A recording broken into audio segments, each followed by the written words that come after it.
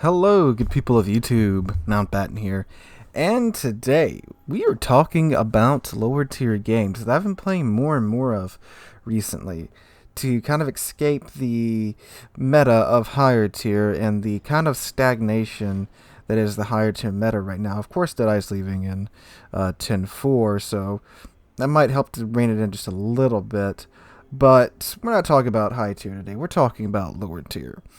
And I am in the Tier 6 Premium Japanese battleship, the Mutsu, which is one of the few good Japanese premium ships, and one that I do recommend you pick up if you have the opportunity to have the spare money hanging around. This is a pretty fun ship.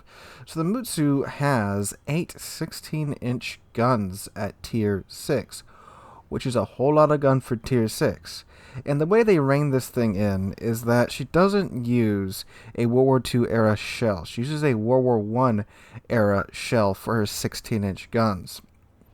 Which means that at close range, her pins are very, very, very, very good.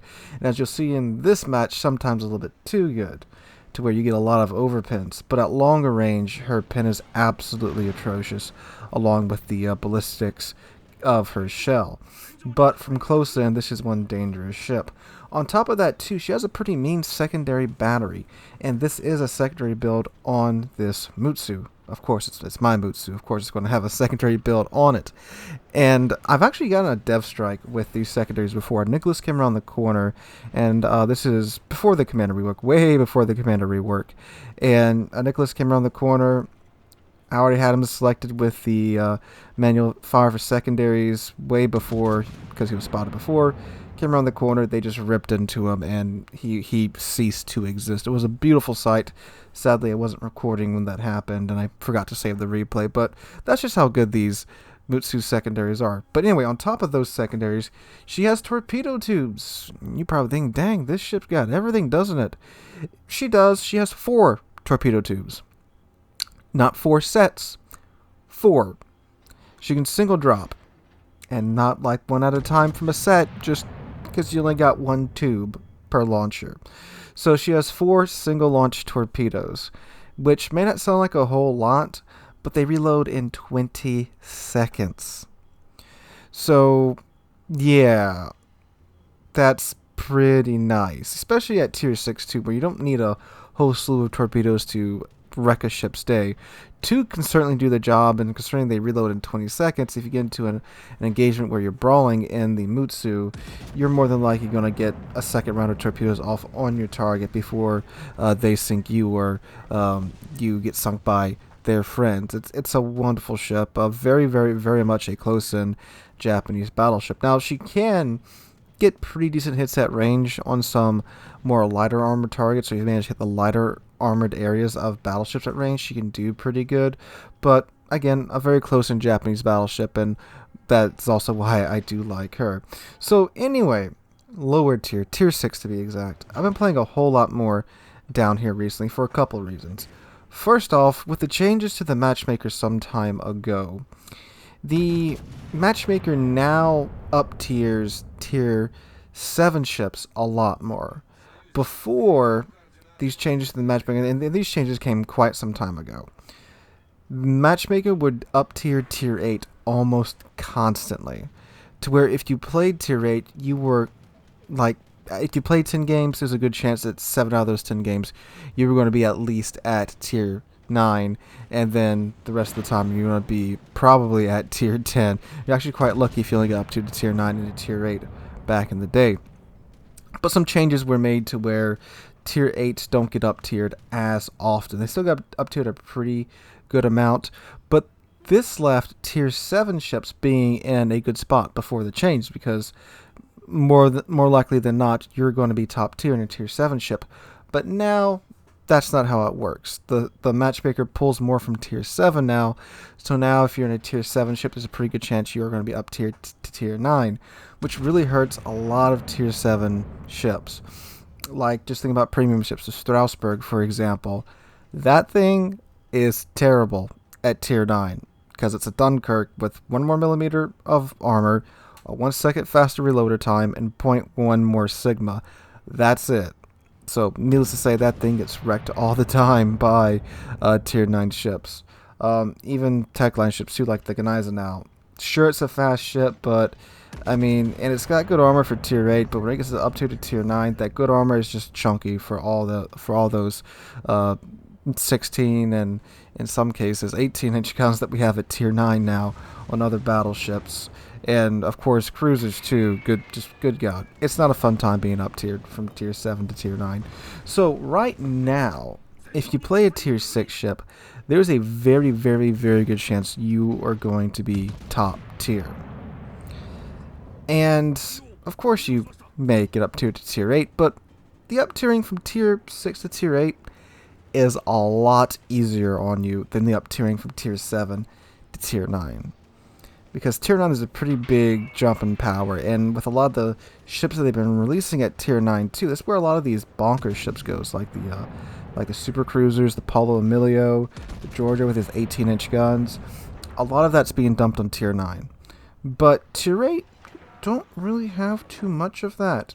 There's a little bit of that there, but nothing too crazy. So the up tiering's a bit gentler. Now at tier 6, of course, there are problems there. Tier 6, you can of course run into double CV games, which aren't a lot of fun. But when you don't get those double CV games, the game's really, really just relaxing. It's not a lot of stagnation. The battleships there, they can't really snipe because, well, their guns aren't all that accurate. And of course, for the time being, Deadeye is nowhere near as prevalent at tier 6 because of the detection range of these battleships. Even with as much of a concealment build as you can put on these battleships, it's most of their firing range, so it doesn't work, so people don't take it. And on top of that, ships like the Mutsu got a bit of a buff after the commander rework, because before the commander rework, her secondaries could only benefit from the buff from manual fire for secondaries by 15%. Now it's 30%. So that's double the amount of accuracy boost it was getting beforehand. And the secondaries on the other side can still fire. So in this case, this is actually quite a nice boost to your secondaries. Plus the range got pushed out a little bit. So now we're at tier 6. You have 7.5 kilometer secondaries on a non-German ship. So that's pretty nice there. And again, on top of all what we mentioned before with the torpedoes and the 16-inch guns, the Mutsu is quite the fun ship to play at tier 6 now, and that's just one of them. I've mentioned this before with the Prince Idol Friedrich. We kind of touched on this subject back then, where I said she's quite good now because all the changes from the commander rework actually helped her out quite a bit. And it's more of that here with the Mutsu. And I've played other tier 6 ships too, like the Bayern. Bayern's really, really fun now. And the Queen Elizabeth too, and not the Queen Elizabeth, the Warspite, the better Queen Elizabeth. It's just a lot more fun at tier 6 now. It really brings me back to 2 years ago when, you know, there was plenty of sniping going on back then, but nowhere near to the levels of what we have today. Ships push, the engagements last for quite some time. It's not just over in 10 minutes, well, not even 10 minutes, like 7 or 6 minutes, how some higher tier matches go nowadays, but the matches last. It's a lot more games or closer than higher tier matches. I mean, don't get me wrong, walkover matches and blowout matches, they still happen. But for the most part, it's not over in, again, 6 or 7 minutes like it is at higher tier now. Ships get close to each other, well, a lot closer than they do at tier 10. It's just a nice breath of fresh air to drop down here and try it out for a bit. And like I said earlier, I did play a bit of it with the Prince Idol Friedrich, just playing that ship again and giving her, dusting off the cobwebs and stuff, taking her for a run, and then I came back and started playing with the Mutsu and the Bayern. And it's just been a much more enjoyable experience for me. And, this is something that I don't really cover too much. The mid-tier ships, I mostly focus on higher tier because that's, where I play at a lot. Because I've been enjoying a higher tier for the past year or so, just because of the ships there and, some of the crazy ships that we're getting now. But it has been quite the refresher and quite the restoration of happiness and joy that I've gotten out of playing at lower tier that's kind of bringing me back. And again, the ships there, they're slow, they're still dreadnought era ships, but it's just a lot more fun than higher tier is right now, and why I would recommend you guys go down to your favorite tier 6 ship, take her out for a spin, and give her a whirl and see how it's going down there, because it's been a lot better for me around mid tier than high tier.